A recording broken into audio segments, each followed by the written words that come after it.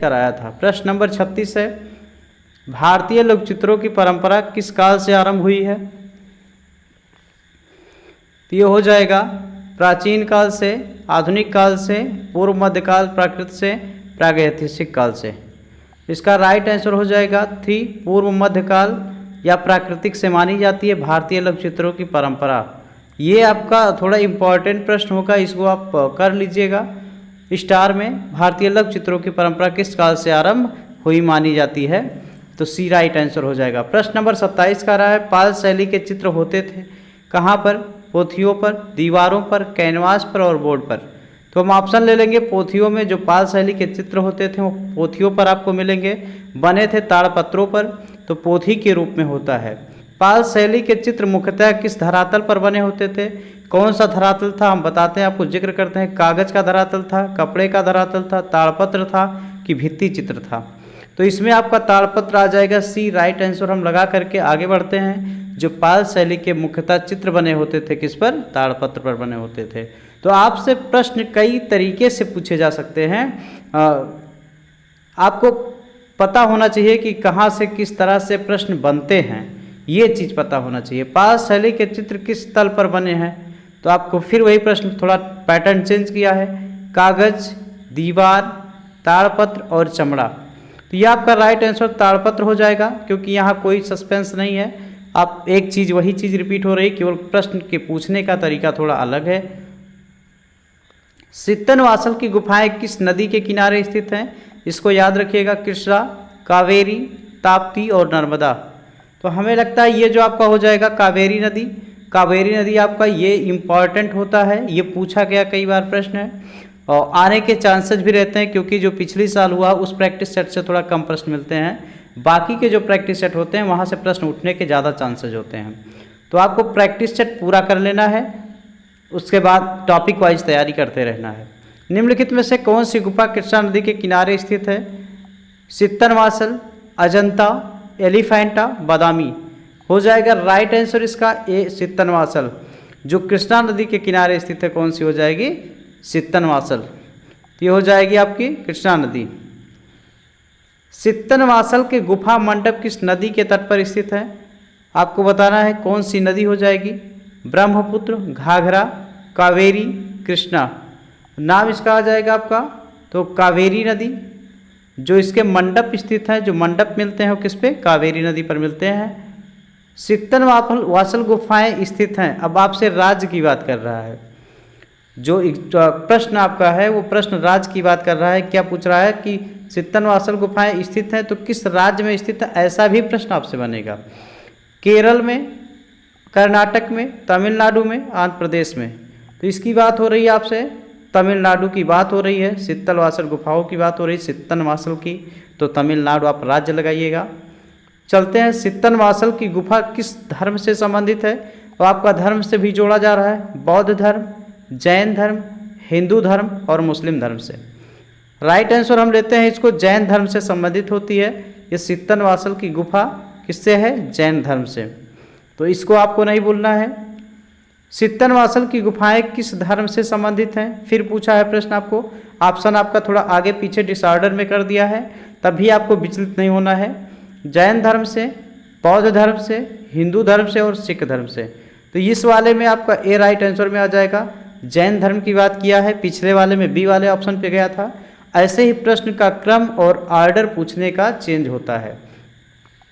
सित्तनवासल गुफा किस धर्म का मंदिर है? ये हो जाएगा हिंदू, बौद्ध, जैन और वैष्णव। तो ये जो गुफाएं होंगी जैन धर्म की बात की जा रही है आपसे सित्तनवासल गुफा के बारे में। जैन धर्म हम राइट आंसर लगा करके आगे बढ़ते हैं। सभी पूछे गए प्रश्न इस प्रैक्टिस सेट में हैं, आपको कहीं से पूछना नहीं है कि किस सन में और कब पूछा गया है। सित्तनवासल गुफा चित्रों का विषय किससे संबंधित है? तो ये बौद्ध धर्म, ब्राह्मण धर्म, जैन धर्म और सभी का मिश्रण। तो आप ऐसा जानते हैं सबका हो नहीं सकता है, क्योंकि जैन धर्म की आपसे बात हो रही है। और विषय देखिए यहाँ पे थोड़ा पैटर्न चेंज करके किससे संबंधित है, किस धर्म से संबंधित है और किसका विषय है, तो जैन धर्म का विषय है। यहाँ आपको थोड़ा सतर्क रहने की आवश्यकता है। जैन चित्रकला की आरंभिक मूर्तियाँ किस प्रसिद्ध गुफा में मिलती हैं? एलोरा, सित्तनवासल, बाग और बादामी। तो आपसे बात की जा रही है बी की सित्तनवासल की बात की जा रही है, तो जिसकी चित्रकला की जो आरंभिक मूर्तियां मिलेंगी वो सित्तनवासल में मिलेंगी।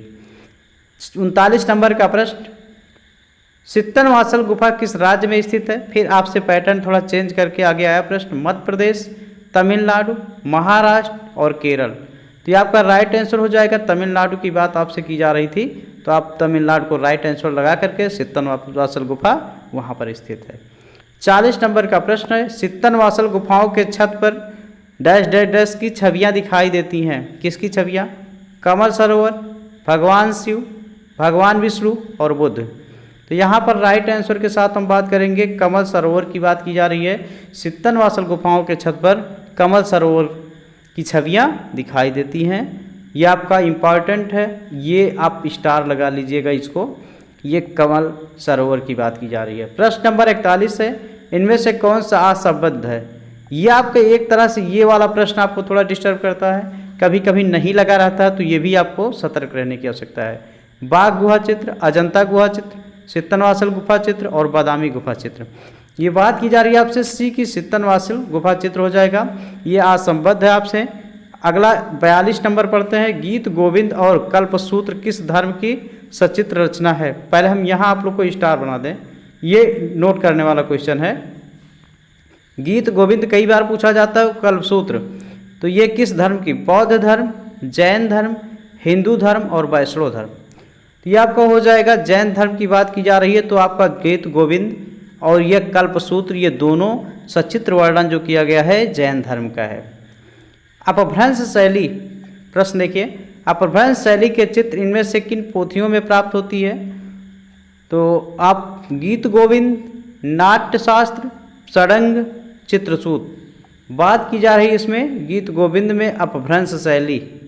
अपभ्रंश शैली के चित्र गीत गोविंद में चित्रित हैं या प्राप्त होते हैं इस प्रकार की पोथियों में। कल्पसूत्र आपका ये इम्पॉर्टेंट है, इसको भी आप लगाइएगा, कई बार रिपीटेड है। किस धर्म से संबंधित है? हिंदू, जैन, सिख और पारसी। तो आपसे जैन धर्म की हम बात कर रहे हैं, तो ये कल्पसूत्र की बात हो जाएगी, जैन धर्म। राइट आंसर लगा करके हम आगे बढ़ते हैं। प्रश्न नंबर 45 लेते हैं, जैन धर्म की सबसे प्राचीन सचित्र पांडुलिपि का रचनात्मक काल क्या है? 1060 ईस्वी, 1105 ईस्वी, 1151 ईस्वी और 1020 ईस्वी। बात आपसे की जा रही है 1060 ईस्वी की बात की जा रही है। पांडुलिपि का रचना काल जो सचित्र वर्णन किया गया है 1060 ईस्वी, और जैन धर्म की बात आपसे की जा रही है। वैसे ही आपको हमें लगता है कि आप 2, 3, 4, 5 बारी वीडियो देखेंगे तो ये पूरा प्रैक्टिस सेट आपको आ जाएगा। ये आसान से प्रश्न इसमें है, बहुत ज़्यादा कोई कठिन नहीं है। जैन चित्रकला के प्रसिद्ध स्रोत बताएं। पंचदशी, धम्मपद, कामसूत्र, कल्पसूत्र। तो आपसे बात की जा रही है कल्पसूत्र की, ये हो जाएगा राइट। जैन चित्रकला के प्रसिद्ध जो स्रोत मिलते हैं आपको कल्पसूत्र में मिलते हैं। फिर कल्पसूत्र की बात हुई, हम आपको स्टार बना दे रहे हैं, आप नोट कर लीजिएगा इसको और इम्पोर्टेंट करके, वेरी वेरी इंपॉर्टेंट करके। महावीर 24वें तीर्थकर का जन्म चित्रित किया गया है किसमें? चौर पंचाशिका में, दिव्यवासन में, कल्पसूत्र में, प्रज्ञापारमिता में। तो इसमें हमें लगता है जो कल्पसूत्र की बात की जा रही है, तो जो महावीर स्वामी जैन धर्म के 24वें तीर्थकर हैं, इनकी बात, इनके जन्म का चित्रण किया गया है कल्पसूत्र में। इम्पॉर्टेंट प्रश्न हो जाएगा 48 नंबर प्रश्न, कल्पसूत्र ग्रंथों के चित्रण किस शैली में हुए हैं? तो पाल शैली, राजस्थानी शैली, जैन शैली, पहाड़ी शैली। तो हम जैन शैली की बात करेंगे, कल्पसूत्र की बात की जा रही है तो जैन शैली हो जाएगा।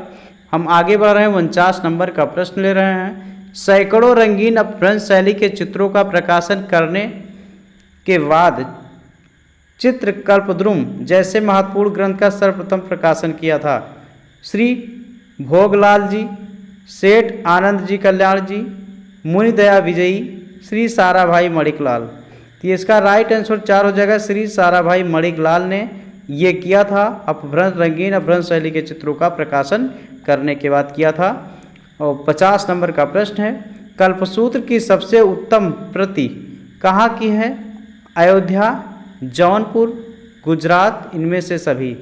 तो राइट आंसर आपका हो जाएगा दूसरा, जौनपुर हो जाएगा। यहाँ की बात की जा रही है जो कल्पसूत्र में सबसे उत्तम प्रकृति है, यह कहाँ की है? जौनपुर की है। तो ये आपके बेहद इम्पॉर्टेंट, या आप लिख लीजिएगा, स्टार कर लीजिएगा इसको भी, इस प्रश्न को भी। तो आपके ये इस प्रैक्टिस सेट में आपके 50 प्रश्न थे जो आपको बहुत अच्छे से सॉल्व करवाए गए हैं। आप सभी लोग इस वीडियो को कई बार देखिएगा जिससे आपका ये शैली एकदम क्लियर हो जाए, कंप्लीट हो जाए। और आपको वीडियो अच्छा लगता है तो आप लाइक कीजिएगा, शेयर कीजिएगा अपने दोस्तों को, और आपको अच्छा लगता है तो आप चैनल सब्सक्राइब कीजिएगा। धन्यवाद।